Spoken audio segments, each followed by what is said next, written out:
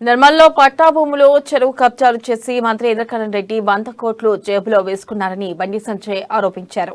Nirmal municipal కార్యాలయంలో 4వ తరగతి ఉద్యోగాలు ఇప్పిస్తామని 10 లక్షల రూపాయలు తీసుకున్న వారు జనవరి 10వ తేదీ వరకు బాధితులకు తిరిగి చెల్లించాలని డిమాండ్ చేశారు. లేదంటే నిర్మల్లో బీజేపీ ఆధ్వర్యంలో భారీ ఆందోళన నిర్వహిస్తామని హెచ్చరించారు.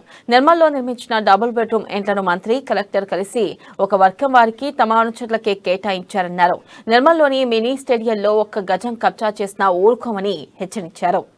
సారా దండ 1,00,000 కోట్లే, ఒక్కటి కాదు రెండు కాదు, 1,00,000 కోట్లు పెట్టి ఢిల్లీకి పోయి దొంగ సారా దందా వేస్తే అంటే దాన్ని ఇంగ్లీష్ లో స్టైల్ గా లిక్కర్ అంటారు అన్నట్టు. మన సార్కు ఇష్టమైన స్కామ్ అది.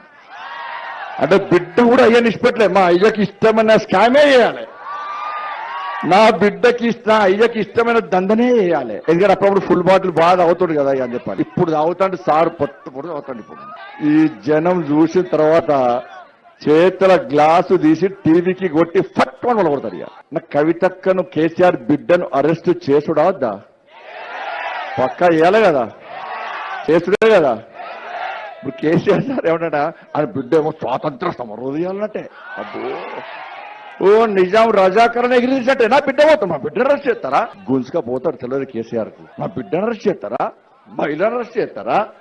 నేను బిడ్డ స్వాతంత్ర సమర యోధాలా లేకుంటే రజాకరణను ఎదురించిన వీర ఝాన్సీ రానే పెద్ద ఏంది అది? నీ బిడ్డ చేసిన దందేందే? దందా ఎవరైనా ఆడోళ్ళు చేస్తారానే? కేసీఆర్ నిన్ను ఎవ్వరు కాపాడాడు? కేంద్రంలో ఉన్నది నరేంద్ర మోడీ గారి ప్రభుత్వం. అవినీతికి ఎక్కడ ఆస్కారం